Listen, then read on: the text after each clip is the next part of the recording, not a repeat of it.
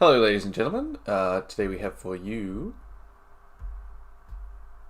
some Rings Australia. And I'm just getting myself set up here because my computer hasn't quite done what it was supposed to do, but that's alright. These things happen sometimes. Means I should be able to fix you up now, make you the right size. So there we go. And then move that. What we do is move that down to there. There we go. And if I go right click, view, minimal interface, it is the right size. It should be the right size. It's not. How dare it.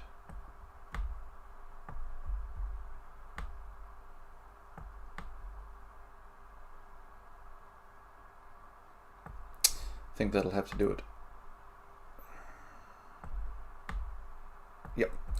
Alright, so welcome on board. Today we are watching some Rings Australia, and today the live stream is brought to you, as usual, by the Kakatogi Road over on Patreon, Sherdog and the Underground Forum. It is a series of articles about the history of MMA rising out of Japan, and thanks to Michael there, over on those articles and on his YouTube channel, Apollo Swede, we have here a very... well, now that it's on the internet, there's an infinite number of copies of it. But at the time, a very rare video here. That being Rings Australia, which was not to be found for love nor money back in the day. So the story behind this event is, after giving Tsuyoshi Kohsaka an incredibly hard fight, which he wasn't expected to do, Chris Haseman got the call up to the Rings Dojo. They're like, we want you on board now. We don't want you to be a gaijin getting smashed by our Rings guys. We want you to become our gaijin smasher. So they brought him into the dojo, and he trained there for a while, and then they allowed him to promote a show out in Australia, actually making Rings Australia a thing more than just him and a couple of guys he knew, making Rings Australia events. And so they sent Keiichiro Yamamoto out there. Is it Kenichi? No, it's just Kenichi, it's not Keiichiro. Kenichi Yamamoto out to Australia after he'd just come across after the end of Kingdom. So they sent him out to Australia to fight in the main event, and Chris found a bunch of other local guys, and across to Australia they all came to watch some violence and be engaged in. So I'm just going to pop out the chat window so I can see it. I'll put it over here. Alright. Chat. I'm going to have this in the top, and this ready to go. And so we're just waiting for some people to turn up. Now, I do understand that I am going head-to-head against Bellator today, and that's unfortunate, but that's just the way things are. And so while we're waiting for people to show up, I'm just going to continue my marketing spiel. So, as it is well known, I now make professional wrestling gear. So if you want yourself some rather nice kick pads in the tri-wing and or no-wing and or whatever design, basically whatever design you want, I can do. Within reason, you know, you don't want if you want them in a timely manner, simplicity is better, and does cost less. Like these ones are at a set price, but the moment you start adding lettering or anything like that, we get into some extra stuff. We also have, wherever they are, there we go, custom-made knee pads for the discerning wrestler. So these are made for Gym Bro Jessie, who's going to be making her debut fairly soon on Pro Wrestling Australia. So she's been acting as a valet, but her wrestling debut is coming up, and so she needed some gear to fit around her extremely muscular thighs. I also make Valley Tudo shorts and or trunks. So these were a bit of an experiment, this set. They were made with heat transfer paper, which you use to like print to make like novelty t-shirts, to see whether or not I could print those onto some stuff and apply them onto the spandex. So I've got IQ Wrestler's Seal of Appeal there. I've got U-Style. I've got Tapautu in katakana, so that's the loan word like Japanese characters. It says tap out. Because I'm a nerd. We have Tuckman's Brewing Co., which doesn't exist, and we have Reap Knees for Satan, because Brazilian Jiu-Jitsu rules are for pansies. But there we go. So given that we're going to be waiting around for a while, I don't know if anybody's going to turn up. I've got to put this out onto the Twitter, don't I? So I'll do that, and then we'll press play. Share. Copy. Over here. Control. I need to put that onto the Twitter. And as always, ask questions in the chat, talk to me, do whatever. It's all fine. I'm always happy to engage. So I need to write in this thing. Live now over on the YouTubes. So that's there, and we'll do it on TMAC and the Underground.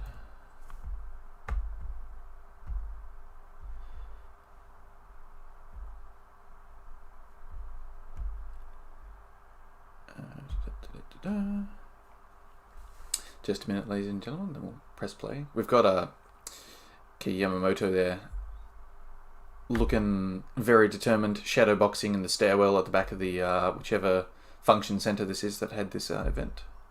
So I'm going to put that in, paste it in down the bottom.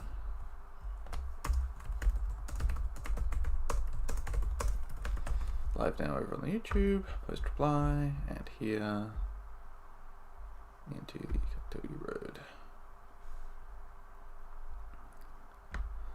All the way down the bottom, reply.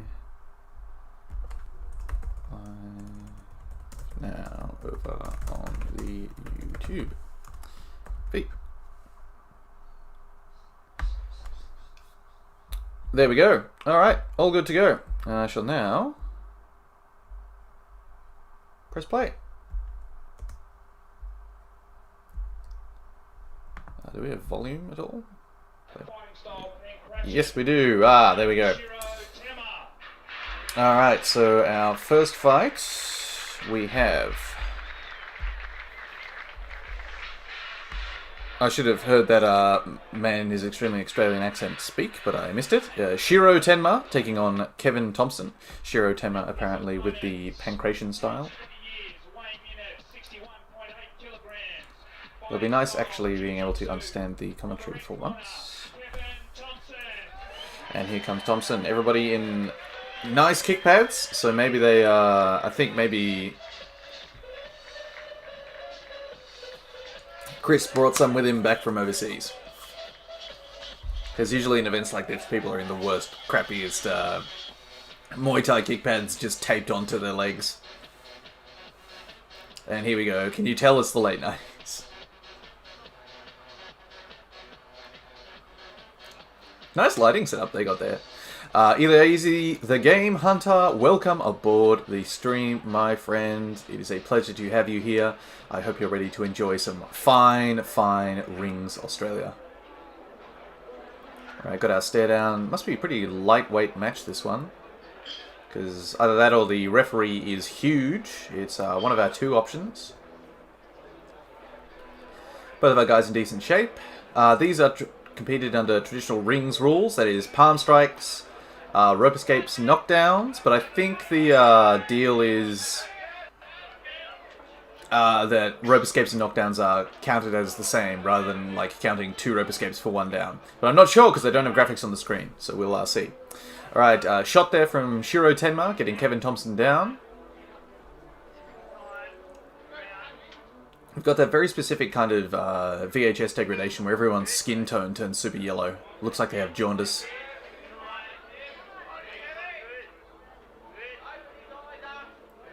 So Shiro's working on top here. Trying to pass through the half guard of Kevin Thompson. Still caught up in half guard. Dragging him away from the ropes. Smart. Good stuff. And just as I praise the kick pads for not being covered in duct tape, I checked Kevin Thompson's ones and he's got some nice white tape around the top and around the bottom to hold them in place. So Shiro Tenma's in mount now, working a fist choke. No-gi Ezekiel. Crossface, popping himself free. Kevin shoving up on the forearm, trying to dislodge that from his head. Shiro Tenma going to a baseball bat choke, all the way around on the baseball bat choke, the cravat. Oh, nice moves. Shiro Tenma nearly gets his back taken, though, going for the double wrist lock, and Kevin Thompson pulls guard. Nice hips, though. It's good. He has actually done this before, you can tell. Dropping back on the ankle lock. Kevin Thompson fighting hands. Shiro this time inserting his legs properly. Getting the leg weave, the leg bind required.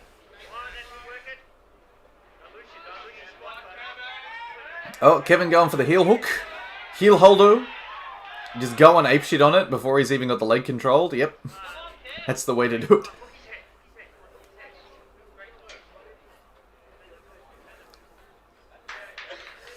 Referee breaking them for what reason? I think he just broke them because he got bored. Shiro eats a knee there, shoots in low on the double. Gets that takedown.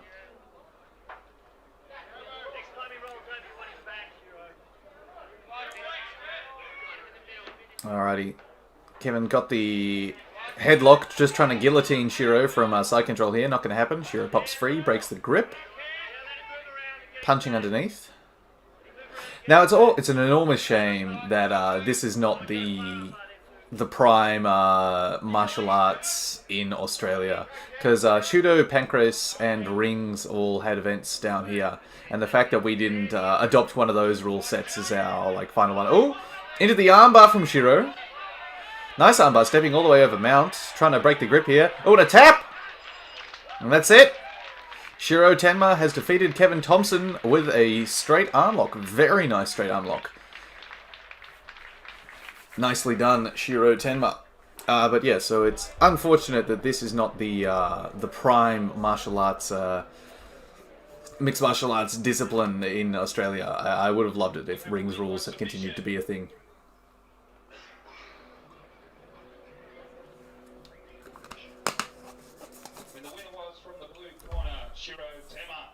There we go. Congratulations, Shiro. Nice armbar there. And the runner-up from the red corner, Kevin Thompson,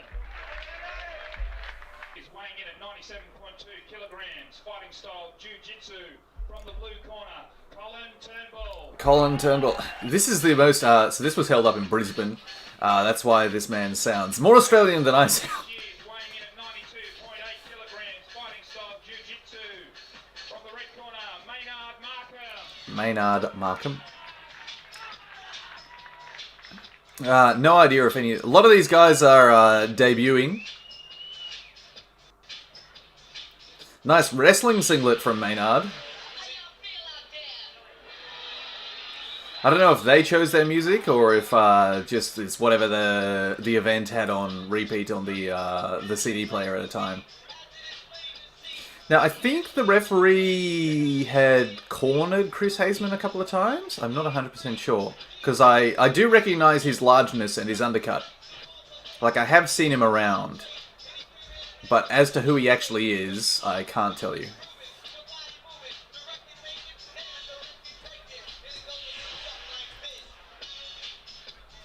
Oh, it's Run DMC. Let's hope this doesn't get us muted.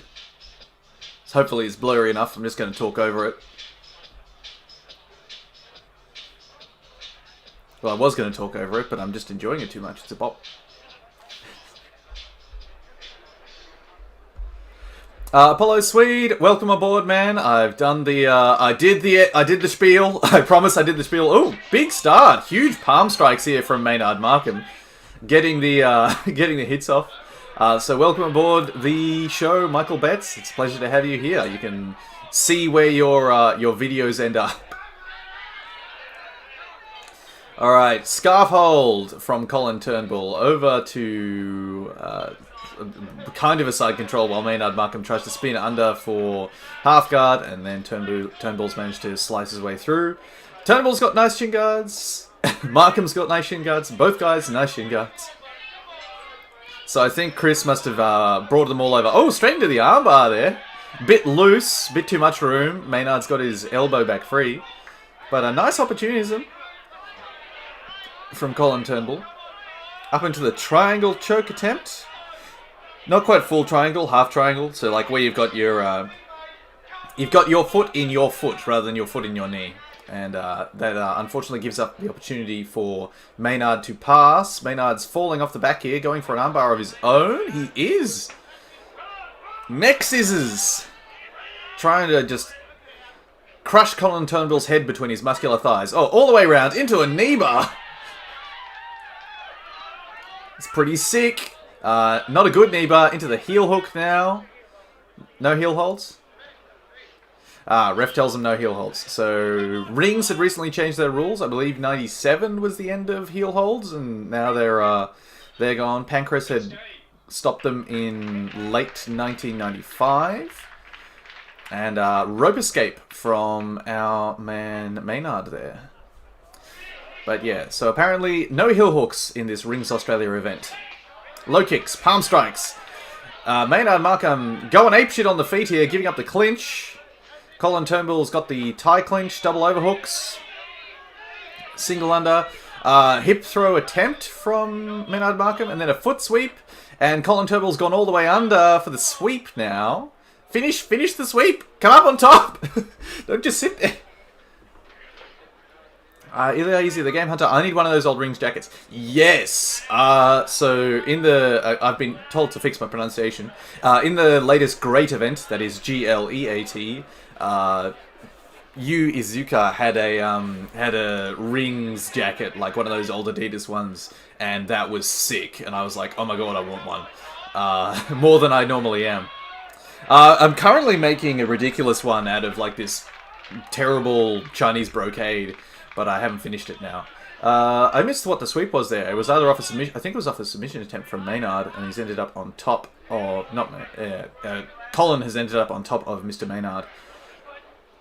Pass. Maynard giving up his back into the armbar again. Break, because they're in the ropes. Yep, traditional Rings rules of... Doesn't matter if you've got a submission the moment any part of you's underneath. How soon can you get gear made and shipped stateside? So the wait list for the gear would be at least a month. But I probably would slot you in ahead of somebody if it was simple. As for the shipping, that's where it's going to fuck you up. I did send Michael Betts a shirt a while ago, so if he can tell you how long that took, maybe you can know. What happened there? Was that a down? Or a slip? Who knows? But yeah, I'll get it made in around a month, and then it'll get over there when it gets over there. It would still be cheaper. Like, even probably paying express would be cheaper than buying it from High Spots or something like that. But still, you know, there would be that wait time again. Alright, knockdown. Oh, Colin has definitely been knocked down by Maynard, and I completely missed that. Just gonna... no, we won't bother going back for that one. Alright, palm strikes. Maynard going for him. Colin going for one of those reverse takedowns. Oh, big crossface from Maynard, but he's slipped off the head and unfortunately pulled mount under the knee, underneath Colin Turnbull. Under the mount into a bread cutter choke. But yeah, Ilya's the Game Hunter. Just send it an email to the one which I'm going to type into the chat box now with what you want, and I'll give you a more accurate...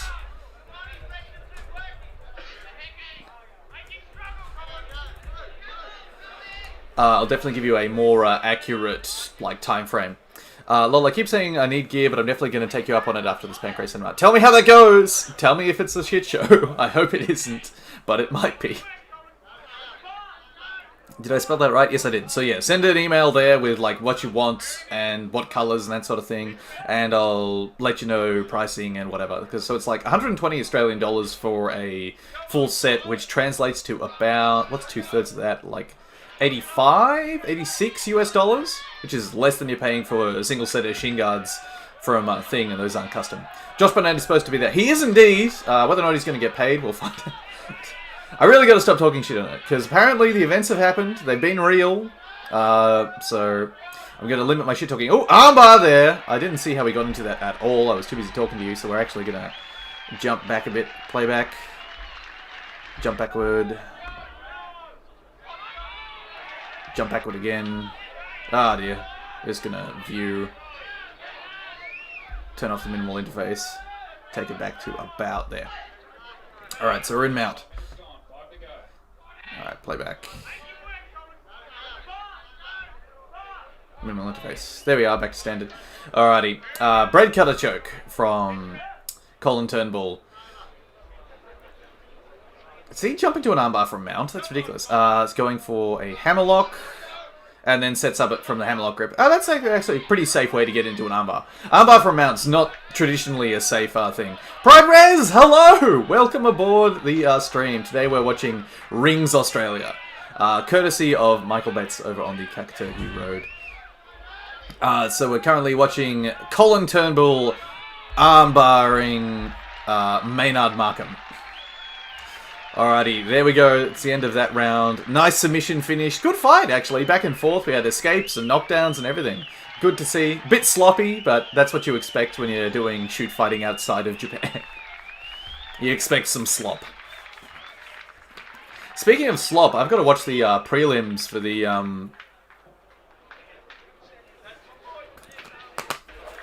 Pro Wrestling Fujiwara Gumi events in Florida. Because apparently there was some prime slop from Bard Vale's shoot fighting proteges. Taking a break from editing, you cut your hair. I did indeed cut my hair. So we're currently...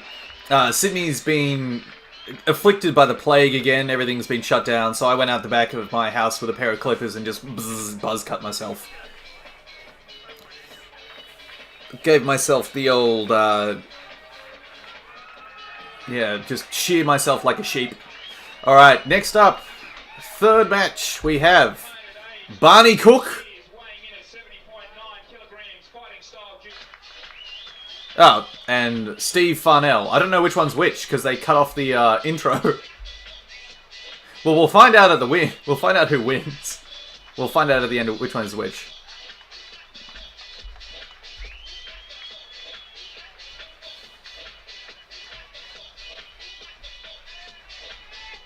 I'm liking the music they've got going so far. Oh, big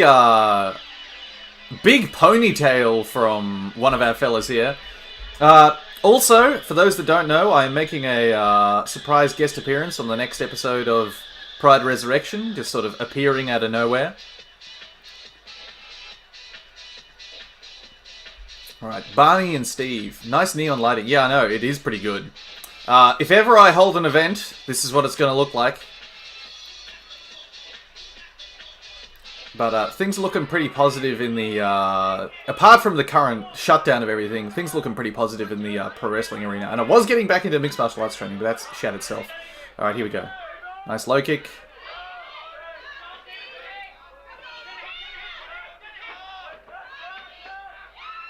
And Slothmaster, welcome aboard. Alright, pass here. I think that's Barney on top with the incredibly long, luscious ponytail. So we're going to call him Barney for the moment, until we discover otherwise. Deep analyst with Dr. Alistair, it's going to be great. Analysis.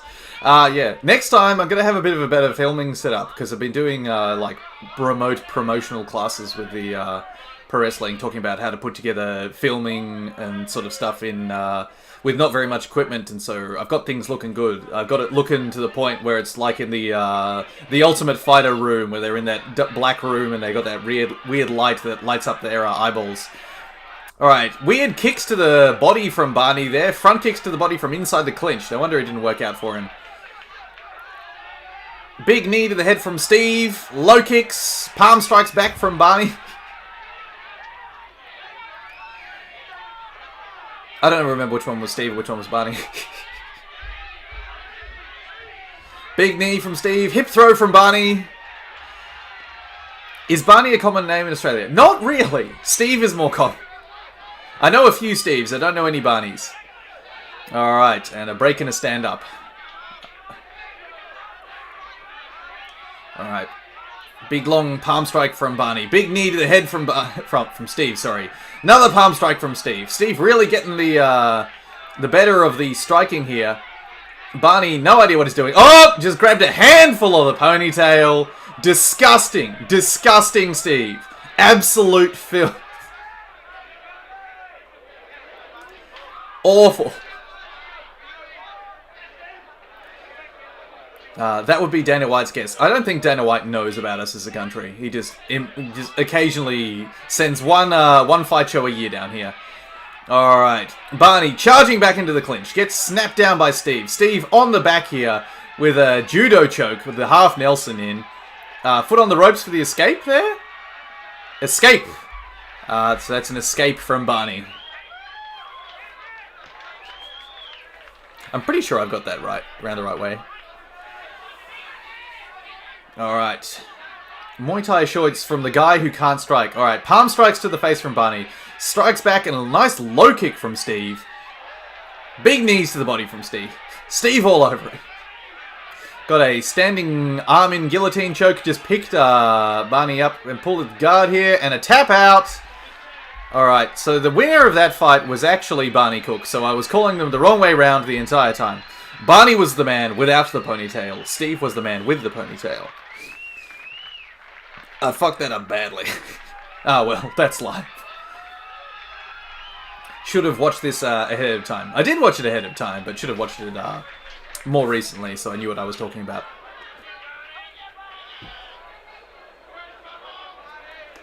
On ya, Barney, says the crowd. Hello, Kitty Bebop. Welcome aboard the stream once again. It's a pleasure to have you all on board. We're watching some delightful Rings Australia. Some just mess. It's good to see. Someone's in here putting a ice pack on the face of Steve. Well done, Barney. And I said the referee was tall, but apparently that guy who just came in is even taller than him. So we're having the full gamut. From the red corner, Stephen Farnell. And he's getting a little trophy for his little participation trophy. I've got a couple of those. Don't feel bad, Steve. It's alright. Alright. Next up, we have... And here's a photo for this evening, fighting out of Brisbane, age 26 years, weighing in at 65.4. we've got Paul Coonan taking on Sean Price. And once again, they've cut off the announcer, so I don't know who's who. Does it tell me who was in red and blue corner? It does not. Shit. So I'm going to have to pay attention to the shouts of the drunken idiots in the crowd.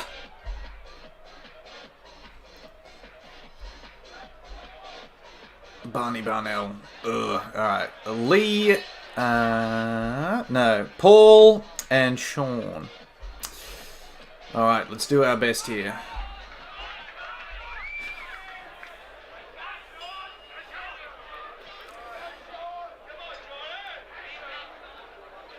Alright, Sean's got the hometown crowd apparently. Nice front kick.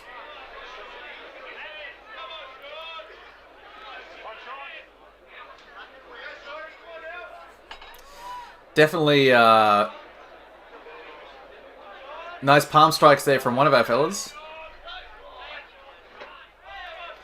Takedown. Alright, based on the fact that the one guy's doing well, and they're still yelling for Sean to come on, but not being particularly impressive about it. I'm going to say that Sean is the guy that's currently losing. Sean's on the bottom. We're going to call that. Sean is on the bottom, Paul is on the top. I just missed a call. From whom? Good thing I muted my phone this time. Leanne. Ah, I better call her back at some point. It's my boss. Today is Sunday, right? Yes. Alright. Got a hold of...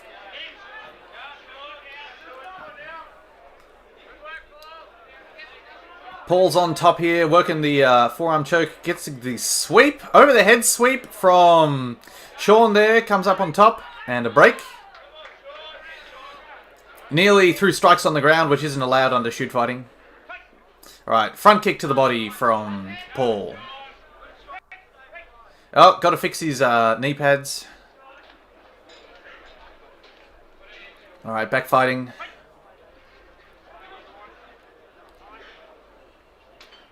Big front kick from Paul. Headlock throw from Paul. Over the top into side control. Yep. Alright, we actually managed to call that one. That is indeed Paul on top.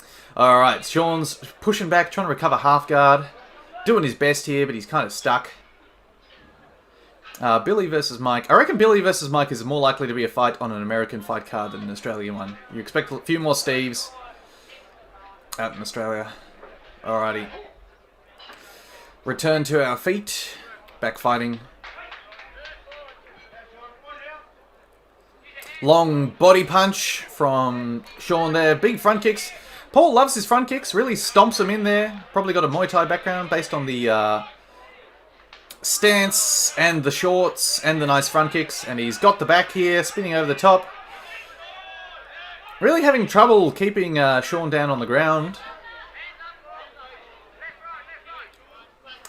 Sean getting in there. Oh, big cross counter there. Just whacked him right in the fucking face. Big knee to the body as well.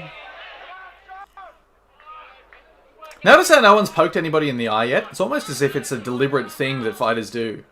The Boomerang Do Fighting Championships. Indeed it is. If you want to see the worst Australian accent, look up The Fight Zone on YouTube. There's a guy there who's supposedly called Bruce Burley. He's actually a stuntman by the name of Sean McTiernan or something like that. He pretends to be Australian and says to have learned Australian Jiu-Jitsu from an Aboriginal elder. And he doesn't sound Australian.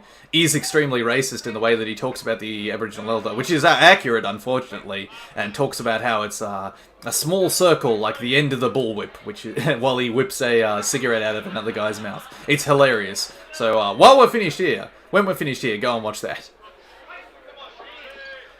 Alright, resumed. Alright, palm strikes. He also fought the director of John Wick, Chad Stahelski. Fought, in inverted commas. Had a worked pro wrestling match in the inner martial arts style. Front kicks to the body here. More front kicks to the body from Paul. Really fucking up the guts of poor old Sean as he goes. Palm strike, counter strikes, counter hooks from Paul. Hasn't thrown a single round kick yet. It's like me out there. The amount of kicks I've thrown in martial arts matches can be counted on one hand. Great charity called Shoes for Aboriginals. Woof. Oh dear. Palm strikes. Here we go. Paul's really getting some momentum here. Sean's shooting in on the takedown. Is he going to hit the... No, not going to hit the Koshiguruma again. Got his back taken here briefly. He's going to work. He's working for the double wrist lock. Managed to spin back into Sean. Sean trying to keep control. Into the tie clinch. Trying to step him down. Misses the knee. Slips off the bald head of Paul and only skims him.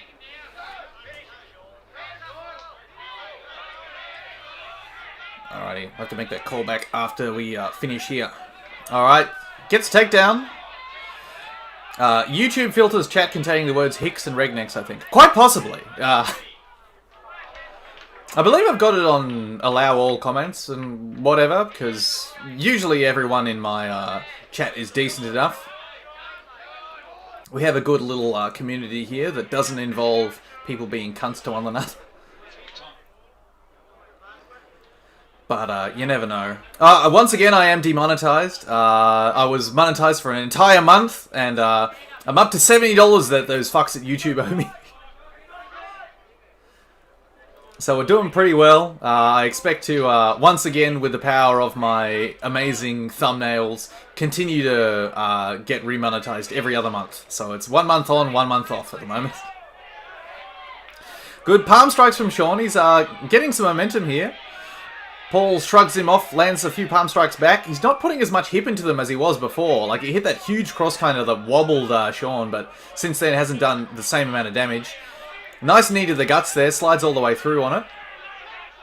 Oh, and Pride Resurrection's back in the YouTube partner program. Yeah, it's arbitrary. The only way to describe it is completely arbitrary. Because I make no changes at all to the content that I create. Everything I do is the same from month to month. It's highlight videos, it's this, and it's that's about it.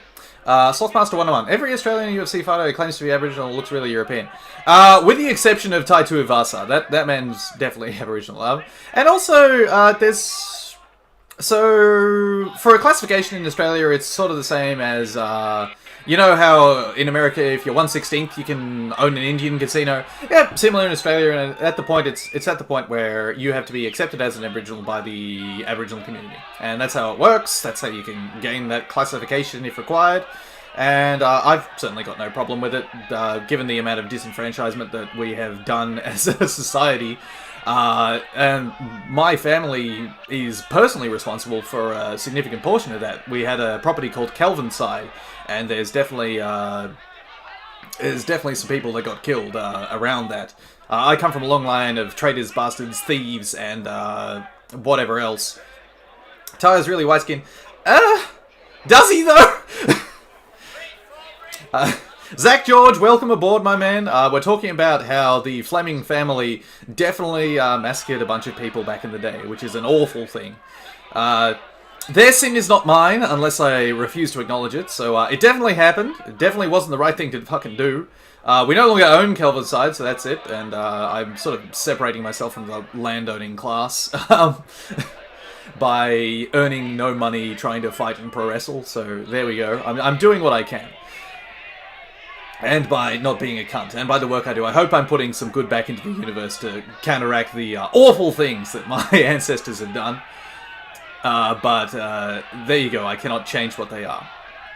But yeah, I'm not going to get into whether or not we're classifying Tai Tuivasa as a quadroon or whatever. He's definitely, he's an Aboriginal man. He's proud of what he is, and I think that's sick. I also think it is disgusting that he drinks out of people's shoes at the end of everything.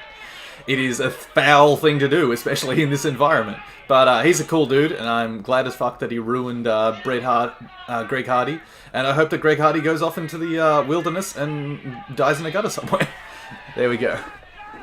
Alrighty. There's a fight going on, by the way, everybody. It is... 6 more minutes. Oh, mate's taking his... taking your...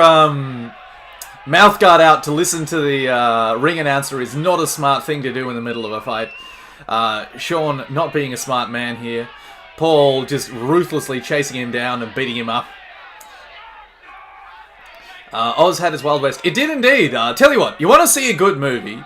Watch Quigley Down Under. It's Tom Selleck being a cowboy in Australia, going up against the greedy landowner that is... Alan Rickman, who wants him to hunt down the Aboriginal people on his property. It's a great movie. Quigley Down Under is awesome, and you should go watch it. I think Tom Selleck could have been a better cowboy in his time.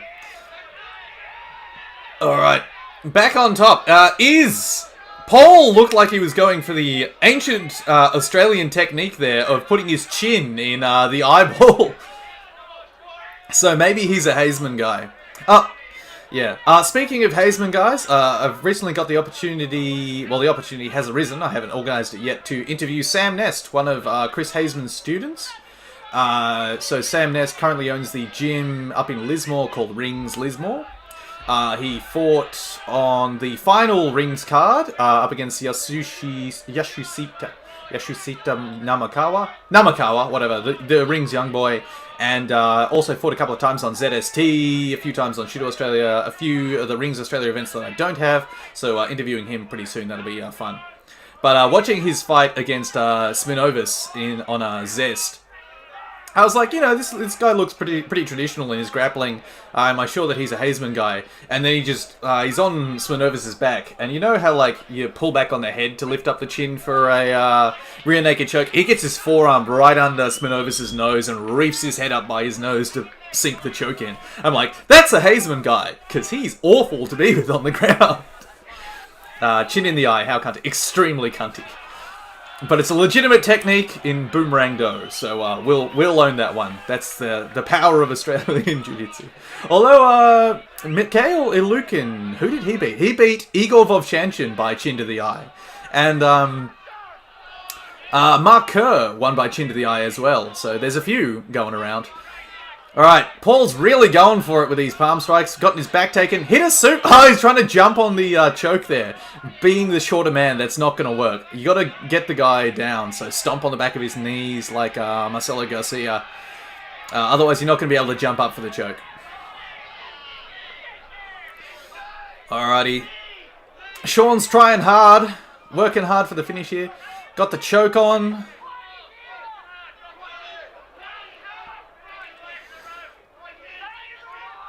Working for the guillotine choke here, but I think he's come off the neck there from what I can see. I think old mate Paul's got his chin in, unless he's going to put his foot on the ropes.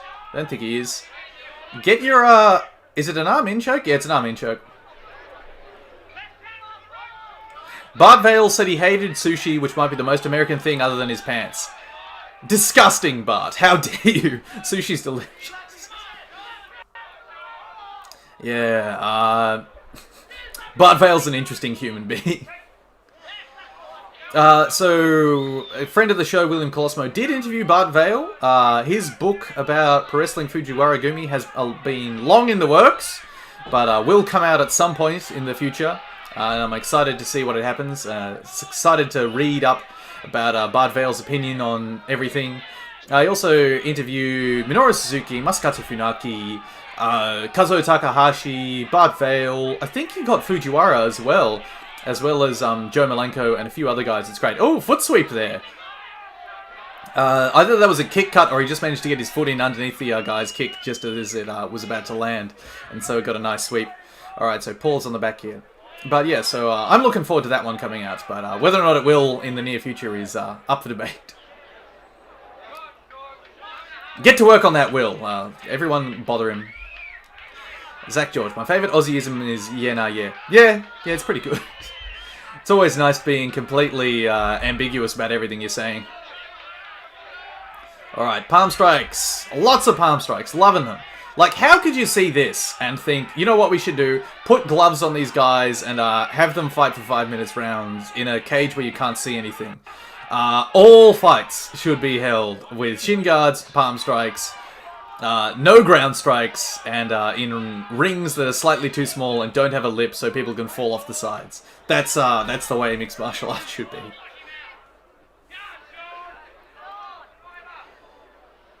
Alright, working the choke here. Alright, back.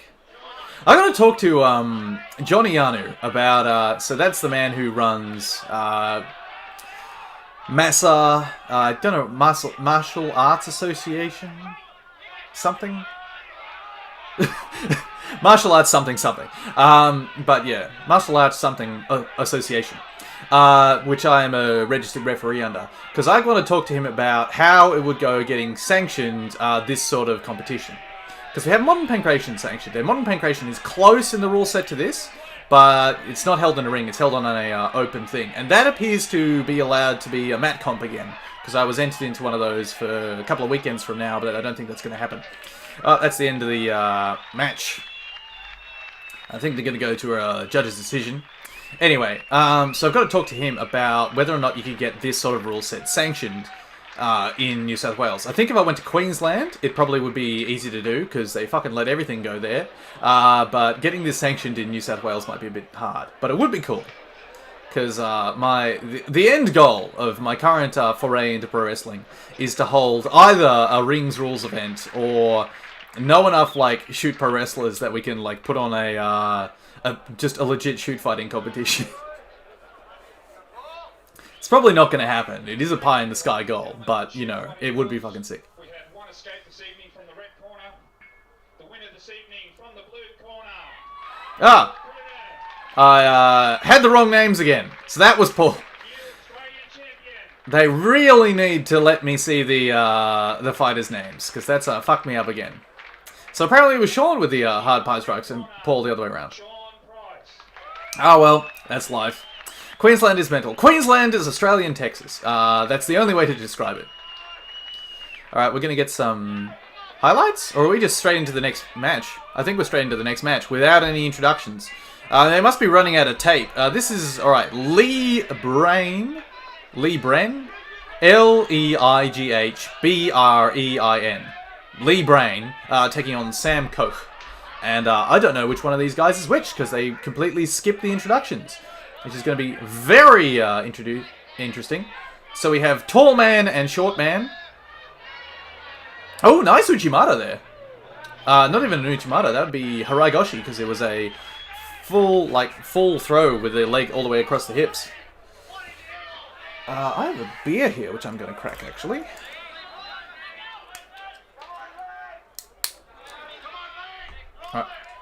Alright, so people are yelling at Lee to roll him, so I'm going to assume that Lee is on the bottom here.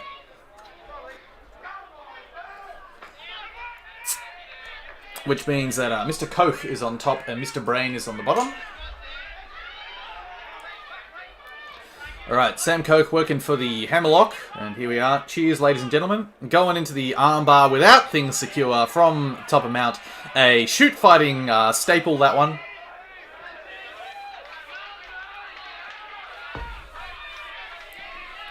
Alright, palm strikes. Ooh, big palm strikes. Knockdown. No, they call that a slip. Oh no, they're counting. They're counting. Thank God. I was worried for a second there. Alright, knockdown there. I can't remember who I was going to call who. I think, we're going to call the tall man shall be Sam.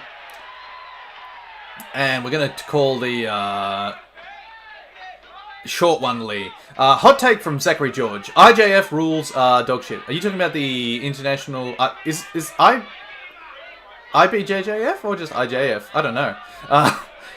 The International Jiu-Jitsu Federation. I don't know which one that is. Yes, the rules are dog shit. They discourage huge amounts of jiu-jitsu. And this is an issue you get into with competition rules, and an issue that is affecting competition karate, competition taekwondo, competition judo.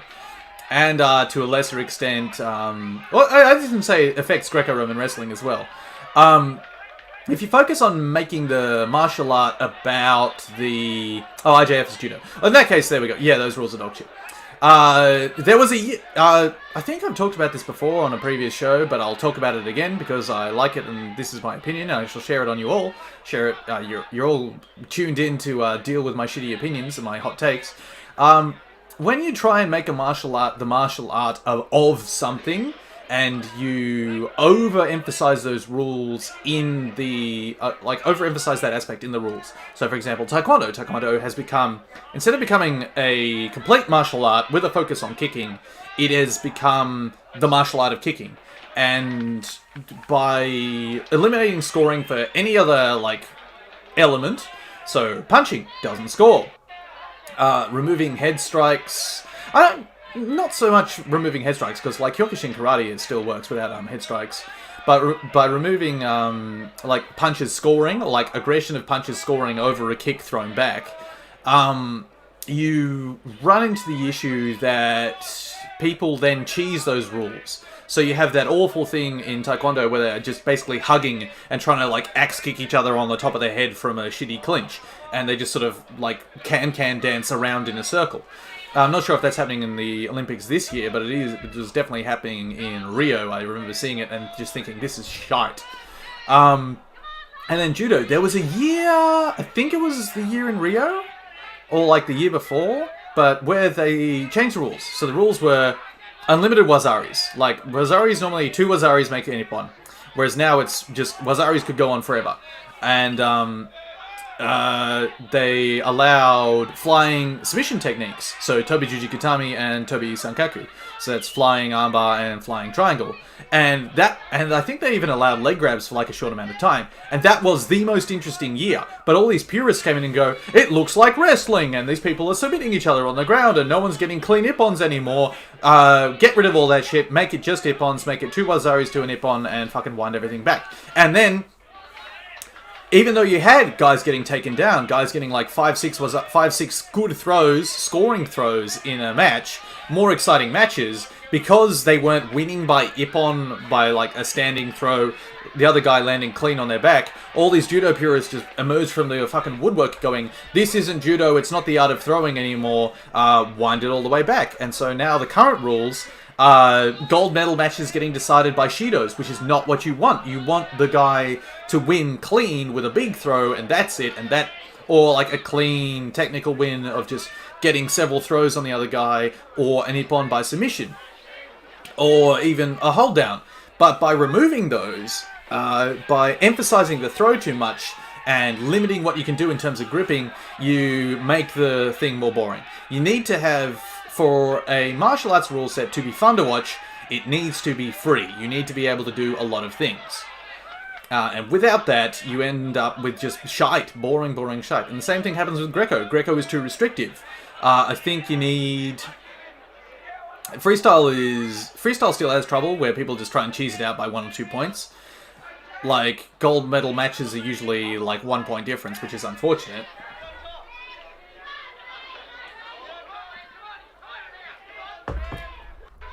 But at least the rule set is free. I think, and that's the issue that is now coming to the fore with IBJJF as well. Neck heel hooks from one of our guys here. Dueling leg locks, that's always cool to see. But yeah, I think martial arts rule sets, they need to be free. Like, if you're having a striking rule set, make things score. And having the 10-point must system, while it is, it has holes, I think sort of just having educated people watch a fight and then go, yeah, that guy won, is a significantly better thing than trying to moneyball it, because you can't really moneyball fights. They just don't work that way.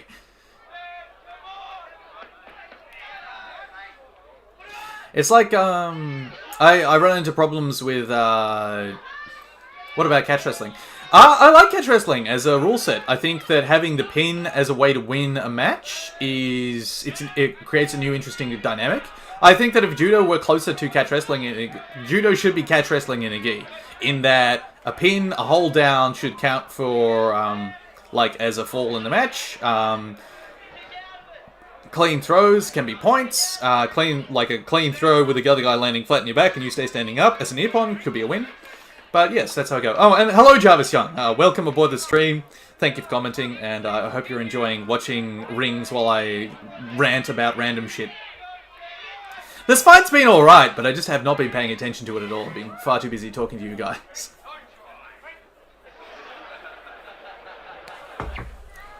But yeah, and then catch wrestling, it runs into some problems too, where it's kind of insular. Like the Snake Pit USA, what was his name? So Curran Jacobs, like, for one, they don't want Curran Jacobs, despite the fact that he was one of the better guys out there. Oh, big throw, that was sick. I don't know who did it, but it looked cool. But they were like, oh, Curran Jacobs isn't a member of the Snake Pit, so we don't count him as our catch wrestling champion, despite him beating everybody else who was there on the day, with the exception of Josh Barnett, who wasn't there on the day, unfortunately. And then he goes and gets submitted by a 10th Planet guy in not enough time at all. And that, like... And then they go like, oh, we don't count this, we don't count this 10th Planet guy beating this guy that we don't count. It's too insular. I think that your martial arts need to be wide as well. And that's an issue that I've run into with judo as well. Not me personally, but the issue is my old martial arts gym was a judo gym first and then became a mixed martial arts gym. And then after that, once we started doing, well, was doing Brazilian Jiu-Jitsu and all that stuff before I turned up. But once they started getting what can only be described as weird, nonsense judo discrimination occurring against them for at judo comps. So, like, our guy, and it was with the young guys too, which is really shitty. Like, there are these fucking old fuds getting grumpy because our kids, after they get thrown, kept working on the ground, and that sort of thing, like, because that's just how they've been trained. They've been trained to count newaza as an important thing. And so, the particularly egregious thing that I remember is one of my, guy who cornered me a couple of fights, his son was in a match. And his son got thrown, landed on his front, stayed there for like 2 seconds to make sure it wasn't an ippon, then turned back to recover guard. And then the judge called ippon, despite the fact he landed on his front, stayed there for 2 seconds, like defending, and then spun back to guard. Because he'd given up his back, his judge was like, got thrown, landed on his back, ippon. And it was fucking ridiculous. And it came over there, and like the judge had no defense for why he called it that way, but unfortunately the referee's decision was final. And he's just like, oh no, you're just doing jiu-jitsu shit and whatever. It's just like, it's the same thing. It's grappling. Fuck, don't be insular cunts about it. I think this one goes to a draw.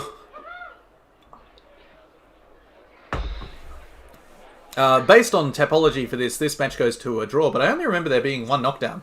Unless the other guy grabbed the ropes while I was talking. Ah, so it comes to a draw. Well, I don't know who got the escapes. I don't know who did what. But alright, so our next match is Ryan Harvey taking on Dominic Delaney. Oh, we've done the thing again. Fucking show the introductions. I don't know who these people are.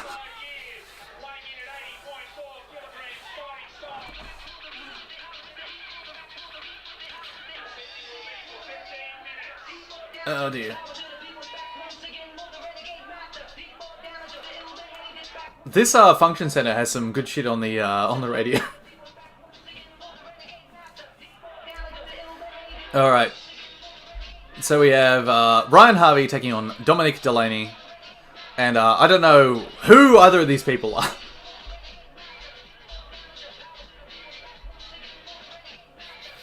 And Zach George, Newaza is fan-fucking-tastic. Yes, it is. Groundwork, it's an important part of any martial art. It should be, anyway. And I can understand, like, having a martial art of striking. So kickboxing rules, I get it. Grappling rules, I get it. That's like limiting it down to a thing. But it still needs to be wide open there for a wide variety of techniques. And you can ban certain things, like Sambo. I think Sambo is an excellent rule set. I think that Olympic Judo being closer to Sambo would be cool. Just allowing chokes. Like, discount leg locks, allow chokes, and there you go. Just have that as the Olympic rule set for Judo. That'd be fucking sick. Alright. Dominic Delaney. I think we saw Dominic Delaney in actual rings. Just gonna open him up. Dom the Dominator. Yes, we did see him in rings, so I think I know which one of these guys that is. I think that's the, we'll check Ryan Harvey.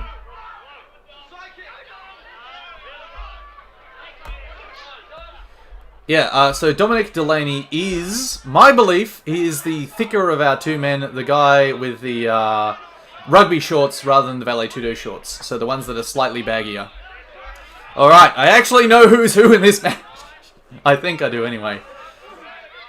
The guy who is ever so slightly thicker, landing the palm strikes and hard low kicks at the moment. Takedown there on Dominic Delaney by Ryan Harvey. Dom working his guard here.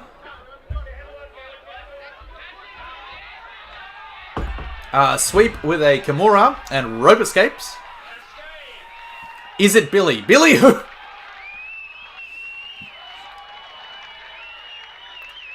But yeah, one of these guys I've actually seen. Oh, nice high kick from Delaney too. Big low kick.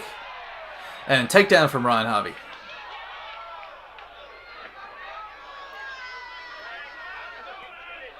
Alright.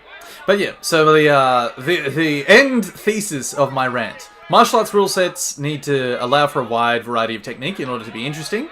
And in order for the things to be... in order for the finishes to be clear... martial arts communities need to allow a wide variety of people, and you need to not be a cunt about, like, the martial art that the person does. You don't need to be like, this guy needs to be a black belt to compete in this. You go, alright, let's look at the comparative, like, combat sport experience, and then sort of judge our divisions on that. Alright, Zach George. I don't do judo, but if I did, I'd lean towards Newaza. Yes, but throws are sick. I'm always a fan of big throws. It's an issue I'm running into with pro wrestling. It's like, I want to work these throws while we're training, and people are like, but we don't do that here. Ilya is the game hunter. Catch wrestling is bullshit for one reason. It's all gatekeeping, political bullshit, and most of them are guard pullers and butt scooters. Yeah! There we go. That's my thesis, summed up very nicely by Ilya Easy. Gatekeeping shite in the martial arts annoys me. Was that a rope escape or just a break? Alright, backfighting.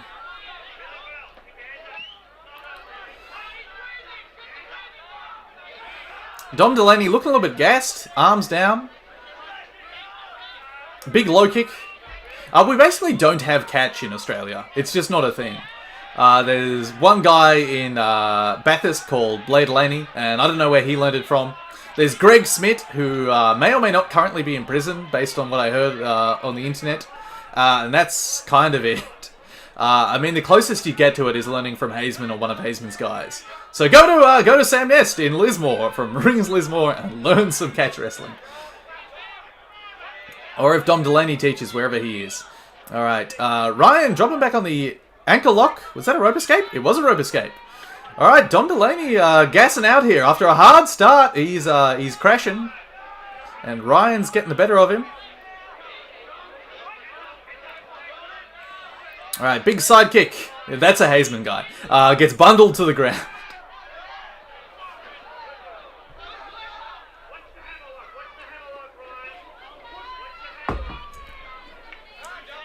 Ryan being told by his corner to watch the hammerlock, because that did get him swept last time, even though he was in mount. Alright, working a neck crank here. Can opening. Drops back on the leg again. Rope escape again. There must be a lot of points, because Dom's just giving him up like nothing. He's just like, yeah, whatever, rope escape, it's fine. Taking the Gilbert Ivell approach to ground fighting. Don't even bother getting submitted. Just rope escape immediately, stand up, and then take the guy's head off.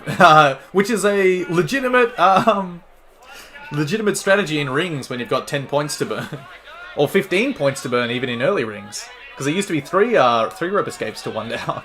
Which is ridiculous. Lion's Den leg lock. Yeah, the Lion's Den approach to leg locking is take the guy down to guard and then drop back on a single leg ankle lock with nothing secure. Which works sometimes and doesn't work other times. If it's Pat Smith, it works. If it's Hoist Gracie, it doesn't work. I tried that in 5th MMA fight? Yeah, up against Daniel Cousin. I tried to drop back on a leg lock, and he up-kicked me right in the face just as my ass hit the ground, and also just as the bell rang. And so he got a point taken off the next round for it, but I didn't get my 5 minutes to recover, which I'm a little bit shitty about now. In retrospect, I'm going all Ken Shabba. Oh, that was sick! Big step over, pop spinning back kick from Dom Delaney there. That was rad as fuck. Big palm strike too. He's going for Ryan's head now.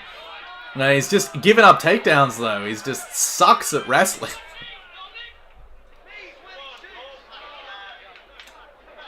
Alright, break. Standing up. Backfighting. More of that shit, Dom Delaney. That was cool. Big pop back kick to the gut.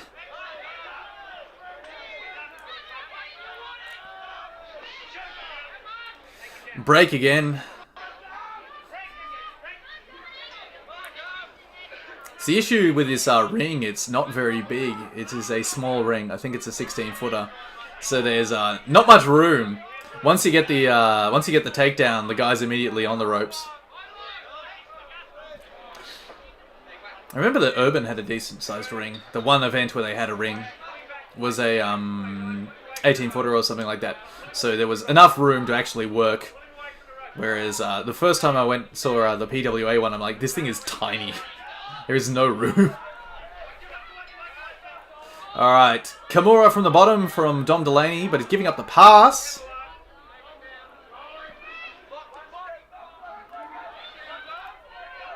Pancras is not Pancras. Are we talking about Pancras in Japan or Pancras in America? Because arguably both are not Pancras. Is that a rope escape? Anymore. Yeah, so we're talking about Pancras in Japan. Yeah, Pancras, unfortunately, is Pancras MMA now.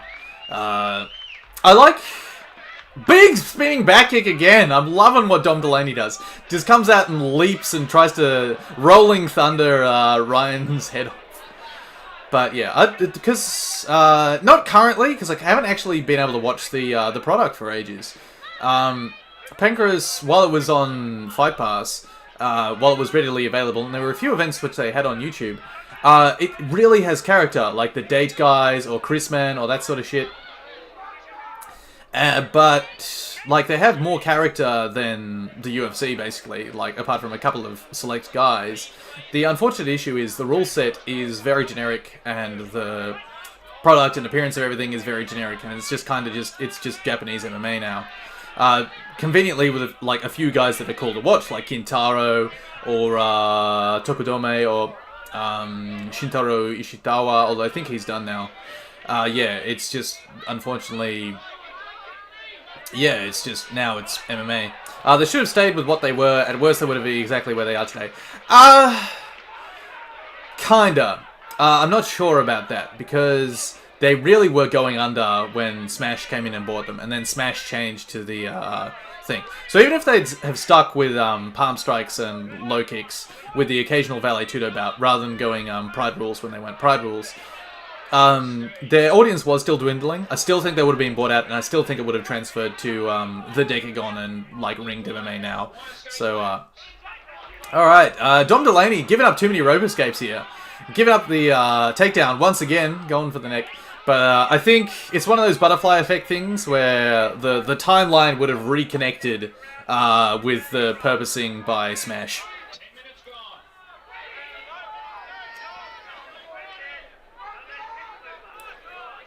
I mean, at least there's, at least we have Gleet now. And, Pride Rez, have you watched Gleet yet? The Most Dangerous Man Alive Today? Because, if you haven't, you should. It's great. Even though it does sound like something, even though it does sound like an unfortunate discharge. Alright. Dom Delaney working a headlock sweep here. Gets the headlock sweep. Gleet, G-L-E-A-T. I'm gonna type that into the text box. G-L-E-A-T. Oh, back take from Ryan here. Or is the back? Yep. Dom's working his best, trying to get out. It's not gonna happen. He's trying to shin hold Ryan on his back. That's not gonna work at all. I've never seen anyone submit to a shin hold. And a tap! Your winner is Ryan!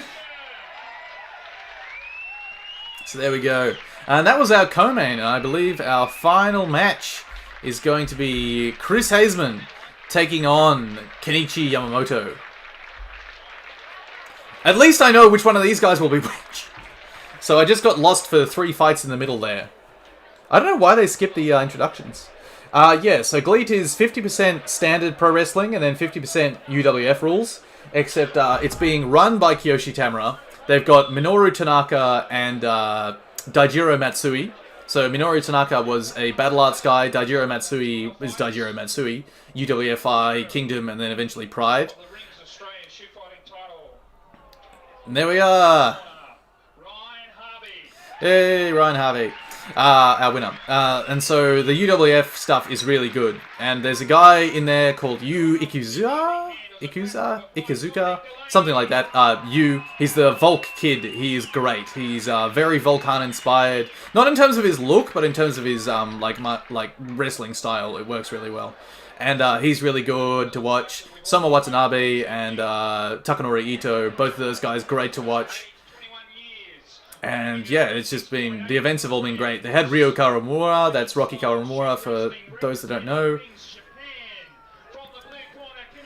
Christopher Kroll coming in. Yamamoto is going to win the UFC 23 UFC J tournament about a year after this fight.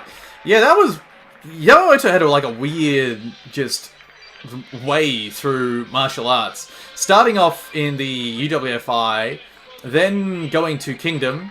Leaving Kingdom when it crashed to go to Rings, then leaving Rings to become something of a freelancer, and then eventually going to Pride. It's really a weird approach to how everything went for him. And here's Chris!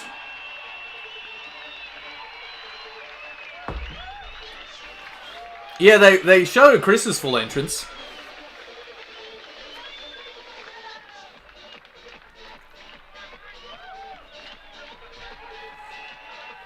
I gotta work on my kicks.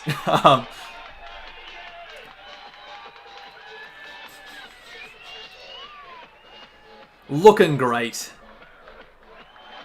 Those UFC Japan events, they're pretty fun.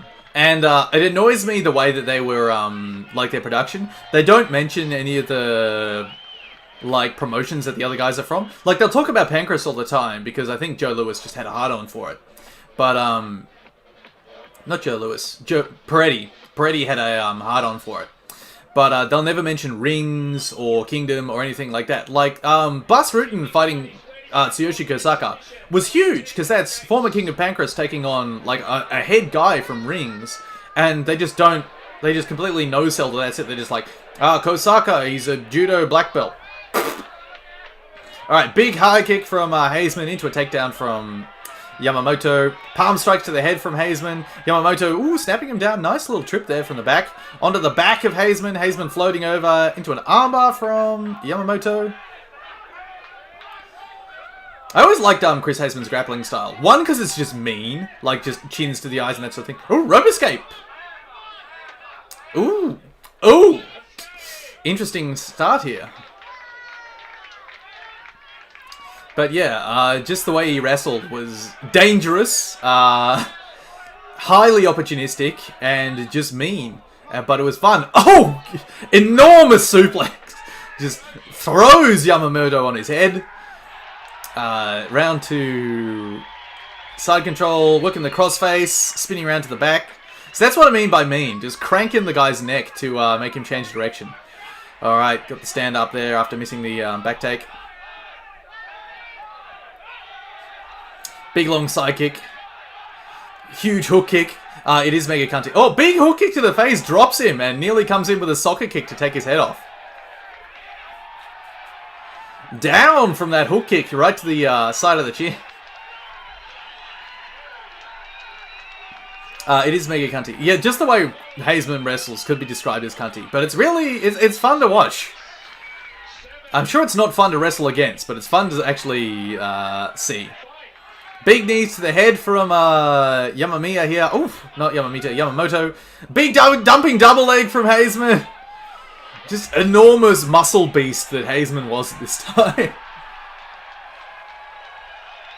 Look at his fucking hamstrings. They're huge. Nice pass. Into the armbar. Misses the armbar. Yamamoto spins into the knee bar attempt. Caught in the toe hold. Oh! Rope escape and getting shitty because Yamamoto was holding on to the toe hold after the rope escape. Ooh. Yeah, it was a big fucking double.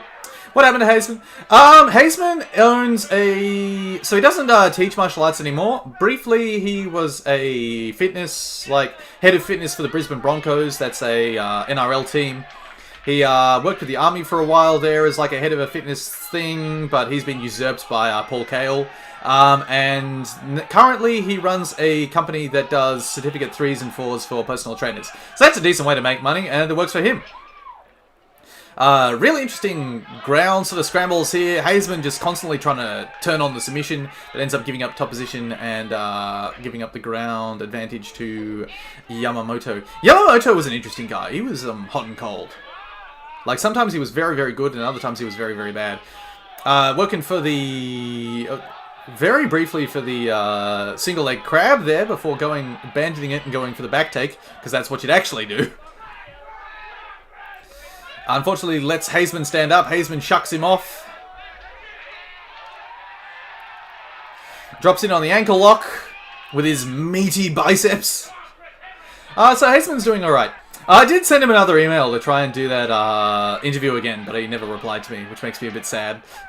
But oh well, that's life. I gotta talk to Larry Papadopoulos again. And John Will. Really working for that ankle lock. Yeah, right in the right spot too. Rope escape, and he actually gives up on it this time rather than just cranking the shit out of it like Yamamoto was doing to him.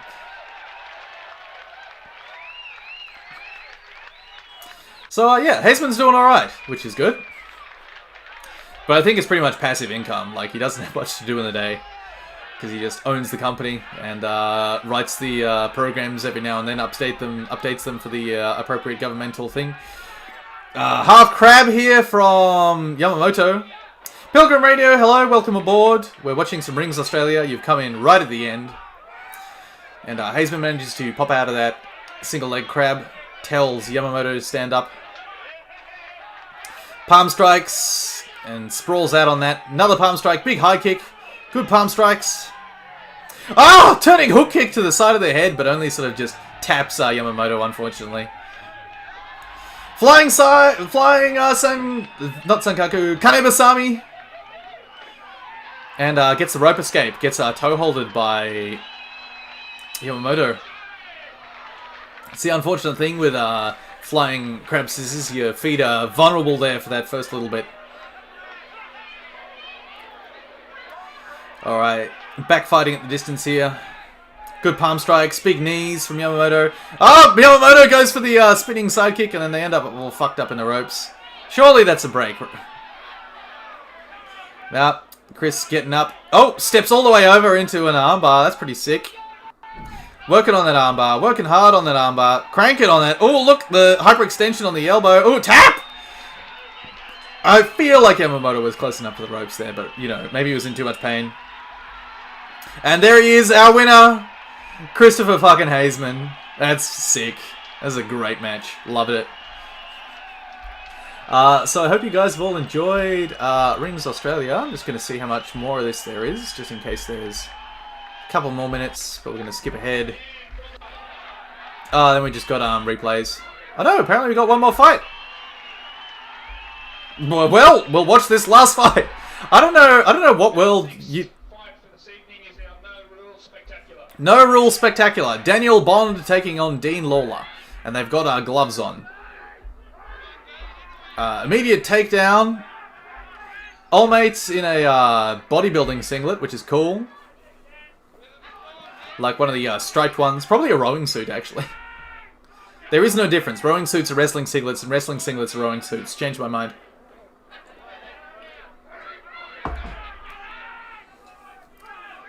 So this is why the event was called No Rules, which confused me to start with. I'm like, but there are lots of rules in rings. Alright, crank into the face. These guys are wearing those weird training gloves that are like ribbed, like cricket gloves, rather than just being a solid piece of foam. Which, like, they straight up look like cricket gloves. I think someone just cut the thumbs off some cricket gloves and put them on them. Alright. A man's over the top, punching to the face, which is disgusting. Alright, I think that's Danny on top, throwing the punches. Working a choke in here. And that's it. That's the end of the match. Well, we're going to hit a pause there. So that's Rings Australia. I don't know. Okay. Someone needs to talk to Chris Haseman. There's a reason why we only had so many Rings Australia events, because Chris Haseman, unfortunately, not a great promoter, because he put himself on in the main event, in the most exciting match of the card, and wasn't the main event. He had a match on afterwards that went for 30 seconds. It was kind of shit.